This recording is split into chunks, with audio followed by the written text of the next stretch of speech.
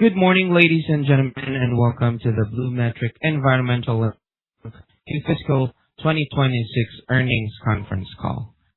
At this time, all lines are in a listen-only mode. Following the presentation, we will conduct a question-and-answer session. If during this call you require immediate assistance, please press star 0 for the operator. This call is being recorded on May 28, 2026. I would now like to turn the conference over to Brandon Chow. Thank you, operator. Welcome everyone to BluMetric Environmental's quarterly and annual earnings conference call. This call will cover BluMetric's financial and operating results for the 2026 second fiscal quarter ended March 31st, 2026. Following our prepared remarks, we will open the conference call to a Q&A session. Our call today will be led by Scott MacFabe, BluMetric's CEO, and Dan Hilton, the company's Chief Financial Officer. Before we begin with our formal remarks, I would like to remind everyone that some of the statements on this conference call may be forward-looking statements. Forward-looking statements may include, but are not necessarily limited to, financial projections or other statements of the company's plans, objectives, expectations, or intentions. These matters involve certain risks and uncertainties. The company's actual results may differ significantly from those projected or suggested in any forward-looking statements due to a variety of factors, which are discussed in detail in our regulatory filings. There may also be references to certain non-IFRS measures such as EBITDA, adjusted EBITDA, backlog, working capital, free cash flow, and net cash. These non-IFRS measures are not recognized measures under International Financial Reporting Standards and do not have a standardized meaning prescribed by IFRS and are therefore unlikely to be comparable to similar measures presented by other companies. Please see our disclosures for further information and reconciliations of these non-IFRS measures. I will now hand the call over to Scott MacFabe. Please go ahead, Scott. Thank you, Brandon, for the introduction.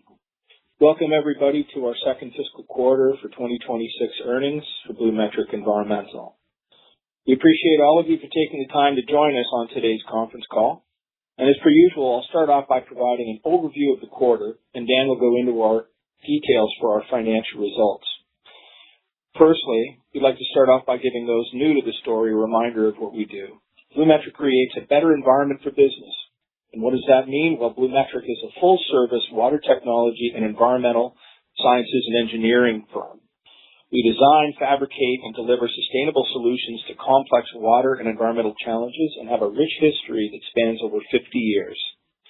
We've evolved into a specialized integrator of environmental solutions in the fields of water, wastewater treatment, and professional services for the natural and built environment. We aspire to be the environmental solutions and water tech company of choice globally. Now let's discuss this fiscal quarter in more detail. The second quarter saw a 15% increase in revenues due primarily to the acquisition of DS Consultants. This is our seasonally weakest quarter for the fiscal year for our professional services division, and the next two quarters are where most of the revenues are typically generated. We also saw a longer winter season in Toronto and Ottawa than typical, which pushed out activity much further than typical. As a result, even though we saw a full quarter of contribution from DS Consultants, the majority of their profitability is typically after the winter season going into the fall. This revenue growth was offset by a decrease in revenues from our WaterTech USA group, also known as Gemini Water, who are mainly executing on the completion and commission phase of several projects where revenue is primarily driven by on-site revenues and lower component and sales revenue. Completing these projects ensured that we would have the resources to effectively commence several new projects in fiscal Q3. This quarter, we announced several contracts for our WaterTech USA group, demonstrating our strong pipeline and backfilling our capacity in the facility for the next approximate year. As a result, we're looking at expanding our manufacturing footprint in Gainesville to double its size to 50,000 square feet to allow us to scale with customer demand accordingly. As we indicated last quarter, we're also actively in discussions for larger scale municipal-like projects while simultaneously continuing to build the backlog with the smaller to medium-sized projects. These smaller to medium-sized projects are what WaterTech USA has historically delivered on and what are more numerous in quantity. We believe that the right long-term approach is to have a mix of both large-scale municipal-type projects along with these smaller ones. We also have expanded our operation and maintenance practice with this group and expect this will yield good margins with some of our larger clients moving towards.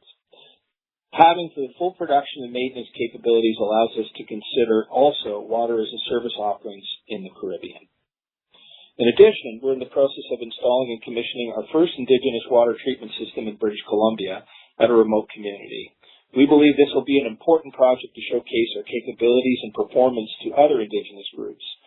There's a significant market opportunity given the remoteness of these communities, which have been known to be under constant boil water advisories. We're happy with how we've positioned for the remainder of the fiscal year, and we expect this to be our strongest revenue quarters. In our view, our excellence will be determined by our ability to recognize the higher revenue levels at a scale and see operating leverage from the investments we've continued to make in our divisions. In terms of our markets, the second fiscal quarter saw a 78% increase year over year in revenues from our military market. This is mainly due to the continued delivery and production of our Rheinmetall systems, which we expect to fully complete and deliver by the end of next fiscal quarter. We've already begun backfilling our capacity as evidenced by recent WaterTech Canada military contracts once the Rheinmetall contract is fully executed. We're also seeing record quoting levels for Canadian military contracts.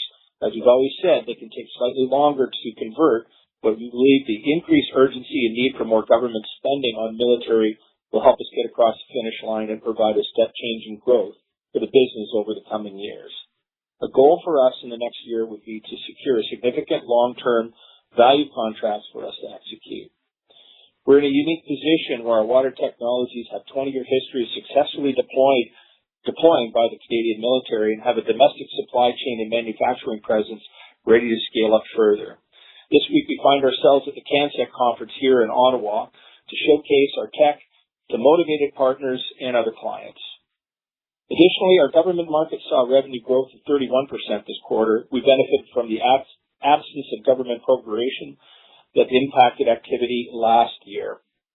As we enter the remaining fiscal year, we remain focused on executing what's expected to be our next two highest revenue quarters. We want to deliver improved profitability and continue to showcase the investments in growth and recurring revenue like O&M. Our markets, particularly in military, mining, and the Caribbean through WaterTech USA, are very strong, and we strive for excellence across all of our major functions. We find ourselves currently navigating growth, integration, and the drive for profitability. We find ourselves also in a position that's stronger than our history. We're a unique company with unique water technologies, and this combination of talented and committed people creates a flywheel for us to become a larger and more dominant player in our markets. I'd now like to hand this over to Dan for a more detailed overview of the financials. Please go ahead, Dan. Thank you, Scott. Today I'll be presenting BluMetric's 2026 second quarter results in more detail. Revenue for the 2026 second quarter was $18.3 million compared to $15.9 million in the prior year. As Scott mentioned, the revenues for the period increased primarily due to the acquisition of DS Consultants, who contributed $3.9 million of revenue this quarter. As I reminded everyone last quarter, our professional services division experiences seasonality with lower revenues in the winter months, which is our fiscal Q1 and Q2, with Q2 usually being the weakest. As a result, we expect significant higher revenue generation from the professional services division in subsequent quarters, Q3 and Q4. This will also help profitability as we benefit from the potential operating leverage of more revenues over a similar cost structure. Across the company's key markets, the commercial and industrial market was down slightly, mainly due to lower revenue from WaterTech USA, who, as Scott mentioned, were in the project commissioning and completion phase for several projects, which typically see lower revenue recognition during that period. This was offset by the acquisition of DS Consultants, which are mainly classified under this same market.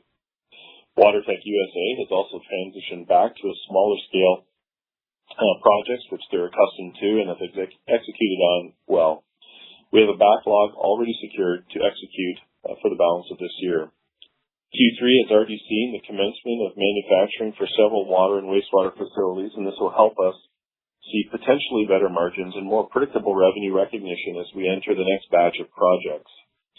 Our government market remains a stable pillar with no material changes in revenue. Our military market saw significant growth of 78% due to the Rheinmetall contract, and our mining market saw a modest 16% revenue increase as we continue to take advantage of the broader mining cycle with higher metal prices. Our gross margin for the fiscal quarter was 31%, compared to 27% for the prior fiscal year. The increase is mainly attributed to revenue mix, with more revenues being recognized from the higher margin professional services. This margin improvement was expected, and we remain well within our target range and continue to aim to improve our gross margin over time. Operating expenses net of depreciation and amortization increased by $2.7 million to $6.5 million compared to the prior year. The increase is primarily attributable to operating expenses of $1.848 million related to the DS Consultants activity, lower utilization due to a longer winter season adding indirect labor costs, investments in recurring O&M services at WaterTech USA, and a higher general corporate overhead associated with increased business development, professional fees, and non-cash share-based compensation. Adjusted EBITDA for the fiscal quarter decreased from last quarter to a loss of $0.6 million compared to a positive $0.6 million from the prior year. Despite higher revenues and a stronger gross margin, the decrease in adjusted EBITDA is primarily attributable to the off-season results of DS Consultants, coupled with lower than anticipated margins with WaterTech USA as they closed out several smaller projects to free up time and space to commence water and wastewater systems in Q3. The higher overhead costs discussed earlier, associated with business development and the continued expansion of our operations and maintenance team, are expected to support stronger revenues in future quarters. A net loss of $1.1 million was recorded for the fiscal quarter compared to a net loss of $60,000 in the prior year. On March 31, 2026, BluMetric had a net cash balance of $2.9 million compared to a net cash balance of $2.2 million at March 31, 2025. As at March 31, 2026, the company had approximately $6.9 million in cash availability between its operating line and cash balances and was not bound by any debt covenants. Working capital remains supportive of our growth strategy at $9.9 million. This fiscal quarter was seasonally weaker on revenues but gives us a foundation to finish this fiscal year strong. With what we expect to be our highest revenue quarters to date, we continue to believe that our diversified approach and traction in markets with significant tailwinds position us well for our overall revenue growth and earnings goals. We have a lot to manage but remain focused on the necessary work needed to successfully integrate DS Consultants, ensure we capitalize on potential larger scale commitments in the military market, ride the mining cycle, and keep our traction in the Caribbean and the Southern United States with WaterTech USA. We have the capabilities of a much larger enterprise now, and we will be continuing to work towards unlocking that potential in the coming quarters. We're committed to delivering more predictable, positive EBITDA as we continue to integrate our most recent acquisitions. I'd like to thank everyone for taking the time to allow us to present our results to you today, and I'll now hand the time back over to Scott. Thank you, Dan. That was a great update. And I echo the excitement surrounding around the opportunities that lie in front of us for the balance of the year. We continue to make investments in our future through business development initiatives, infrastructure improvements, and a commitment to the efficient delivery of our products and services to the market. We look forward to our next call, and we'll now take questions from the call participants, and we'll pass it back over to the operator. Ladies and gentlemen, we will now begin the question and answer session. To ask a question, simply press star followed by 1 on your telephone keypad. If you would like to withdraw a question, simply press star followed by 2. Again, that will be star 1 on your telephone keypad to ask a question.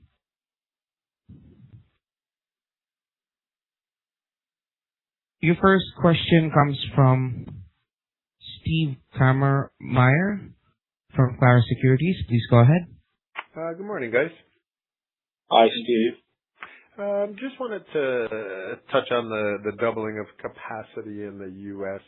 How close are you to signing that new lease, and how long would you expect it would take to ramp up and fill that facility? Thanks, Steve. Happy to answer that. So I think as we mentioned in prior calls, the additional space that we're looking to add, it's an additional 25,000 square feet, is the remaining portion of the same building that we moved that team into last year. They've completely filled the 25,000 square feet, and we actually are using the outside space of the building for storage at the moment. So there is an immediate need. We have negotiated terms with the landlord. We expect to be closing that transaction in June. Great terms, I think, on the facility, and that will see us capture the entire building. I think it does a number of things for us. It allows us to certainly operate in a safe way. As you know, this is large equipment moving in large spaces, and going in and out of the building on a regular basis is not ideal. This gives us the ability to work year-round, regardless of the weather conditions, in an environmentally managed facility. In terms of capacity, we don't anticipate needing the entirety of the 50,000 square feet this year. However, we do think we'll be expanding into 3/4 of the entire building. So an additional 12,500 square feet of manufacturing space deployed by, I would say, August, September timeframe that'll be available to us. And we definitely have the pipeline to accommodate that level of production at the moment. We have backlog in that group going well into next year. I think the concern for us, we have a number of larger transactions that we're hoping to negotiate down there. And should any of those land, we will definitely be short on space. And so, this is, I think, timely for us. It gives us the space we need, allows us to operate safely, and doesn't overdrive our headlights, and gives us the capacity should any of these larger contracts that we're negotiating come through. Okay, well, that's great. And then on the G&A, it was up sequentially here, obviously, from the DS acquisition. So I think taking out your stock-based comp, it was just over $7 million. Is that a good number to use going forward for G&A? For the quarter, I think it is. We do have a higher rate now that we incur for audit fees, professional service fees on all fronts as we're a larger company now. In terms of one-time expenses, there are some investments that we've committed to that, I think probably increase that number by about $200,000. But to be fair, once we commit to the new building, although that won't hit EBITDA, the way leasing is measured today under IFRS, from a cash flow perspective, we'll probably replace those one-time charges with the additional costs related to the manufacturing facility in the States. However, obviously we would hope that would be offset by an increase in commensurate revenue that will be generated from those facilities. Right. Okay. No, that's great. Maybe just one more if I can.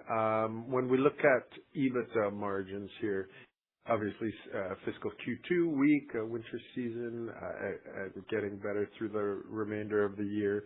How is it progressing through the first couple of months here of fiscal Q3?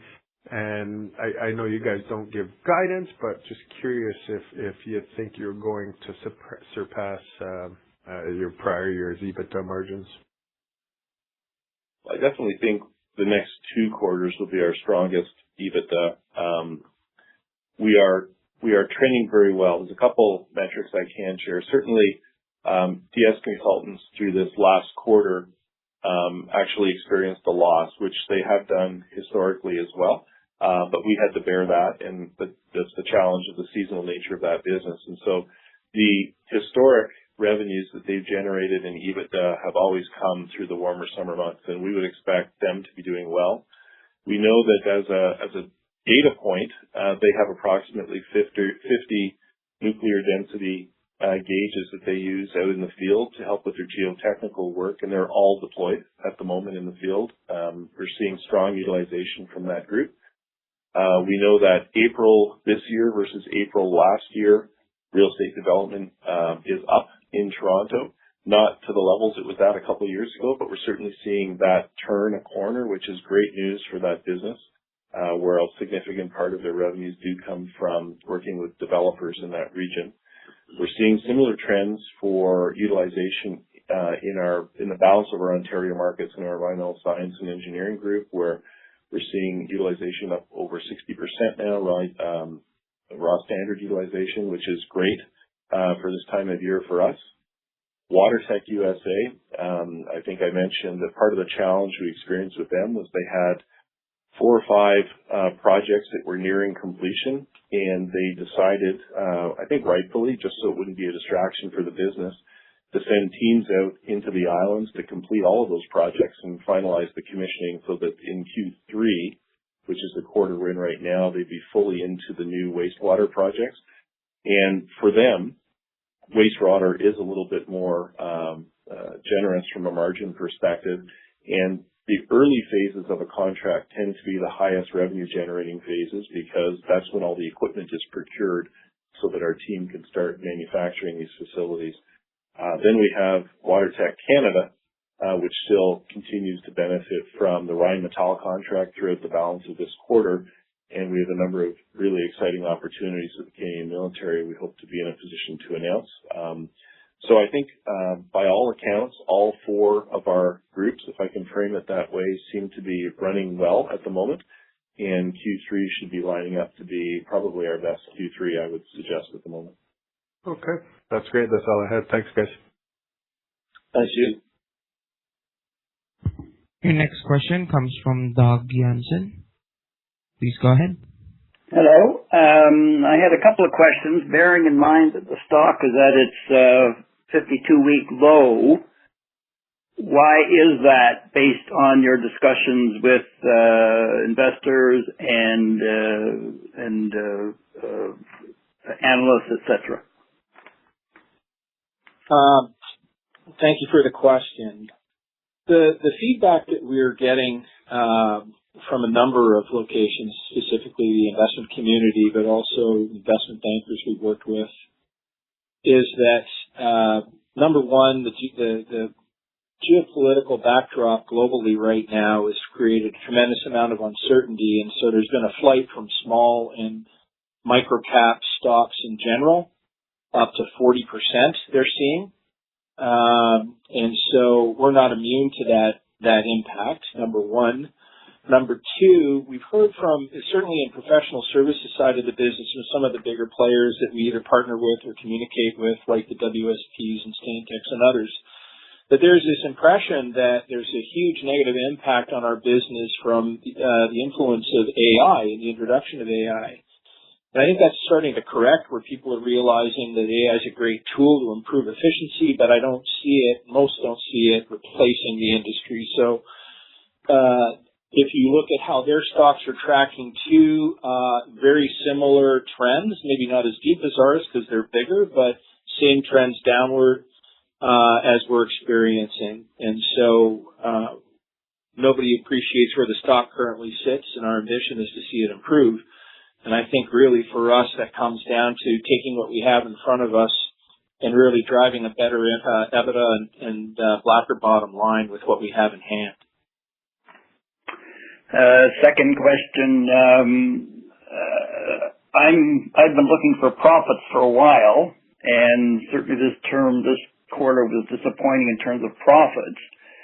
You're talking about some best quarters ever in the next term. When can a shareholder look for actual profits? Yeah, definitely. We believe Q3 and Q4 will be profitable EBITDA quarters. We carry the professional services team during the slow seasons when, the winter months are upon us, and we did have a long winter this year, but all sides of the business are now, I would say, running at full tilt, and so we definitely expect profitability. We have, as you'll know from looking historically, generated profits in the past during those quarters, and we would anticipate the same this year. So we're excited about Q3 and Q4. I'd also add there's been a little bit more or a deeper effort on austerity as we integrate. We're working very quickly to integrate our Toronto businesses. We had an operation in Scarborough. We're shutting that down and integrating the team into the larger, more established DS facilities in Enterprise in Vaughan. We've made some strategic trimming of that workforce relative to balancing it more effectively to what current market demands are and backlog is. So we've been trimming and adjusting that, and we should hope to see the benefit of those cost reductions as well.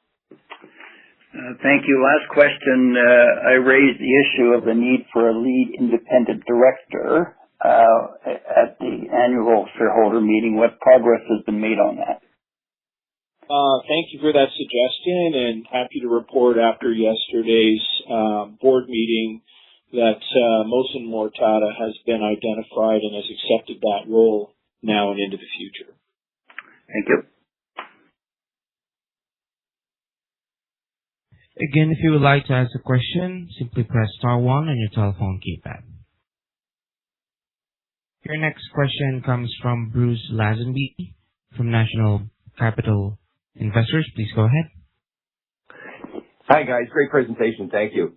I'm kind of used to looking at companies as a product company or a services company because the way that company is managed and supported financially are different. Margins are typically different. I'm used to seeing higher margins in a technology-based company, product company. But you're reporting all the revenues in a single line. Can you give us some color as to what that distribution might look like, what the margins are in the tech sector, the tech side of the business versus the services side of the business? And would you consider reporting them independently so we can get a better idea of which part of the business is driving profitability and growth? Yeah, absolutely, Bruce. Pleasure, and thanks for being on the call. So we do, in the notes of the financials and in the MD&A, split out water tech separate from professional services, but I'm happy to highlight some of the numbers here for you. So in Q2, our professional services team had revenues of $4.1 million, and year-to-date they're at $10.9 million. And the margin in that group that was generated is on fee revenue is 49%, but overall was 41%. Sorry, my eyes are failing me. On the water tech side of the business, results in that was just BluMetric. If I include DS Consultants for professional services, the revenues were $8 million, and the margin was 38% and 50% just on fee revenue. For water tech, the actual results on the revenue side were $10.2 million, and the margin was about 25%. Normally, our margins are slightly higher. The margins that we experienced in the Gemini group down in the States were only 14% for the quarter. That's not traditionally where they would land. They'd normally be up quite a bit higher than that. But because they were finalizing probably four to five different projects, the margins on those projects were smaller. They just happened to all land at the same time. And as I mentioned, going into Q3, as we ramp up production for a number of wastewater facilities, those margins will go up probably about 5% for that group. So happy to share those numbers. And if you do look in the notes to the financials, we break out the segments, and then we also break out our four groups that we market into. So commercial, industrial, mining, military, and government. So hopefully that'll provide the segmentation that you need. Okay, that's great. Thank you. And from a growth point of view, you saying more growth in the technology side of things or in the services side of things? I think. Oh, go ahead, Scott. The pipeline for military water is very robust, and it's to a position where we have to be careful how we communicate it, but the opportunities there are substantial. The opportunities of the pipeline that we see down in the U.S., especially southern U.S. and the Caribbean, are equally so. But the difference is, I think down in the States, there seems to be a higher demand for the wastewater products that Gemini produces as well, not just the clean water products. As Dan mentioned, they're even more profitable. So the backlog for Gemini, as Dan mentioned, is very strong, and the opportunity to grow there is definitely in place. That's why we're confident about dealing with an expansion or executing expansion. So water tech definitely has a lot going on and has a great pipeline, and we expect to close on that and execute on it. The professional services side of the business is steady on. and as Dan mentioned, the margins are much higher. And so the complement of that business with the technology side gives us some diversity in how we generate our revenue. The growth there is going to be mostly organic. We don't anticipate adding more to that roster. I think that business is well represented, and I think right now it's just deep into deployment. The more we deploy and the deeper we deploy in professional services, then the more EBITDA we can generate. And so really I wouldn't expect step change growth in professional services, but I would hope to see a big lift in their ability to generate positive EBITDA. That's great. Thank you, and continued great success. Thank you, Bruce. Nice to hear from you. If you'd like to ask a question, simply press star 1 on your telephone keypad.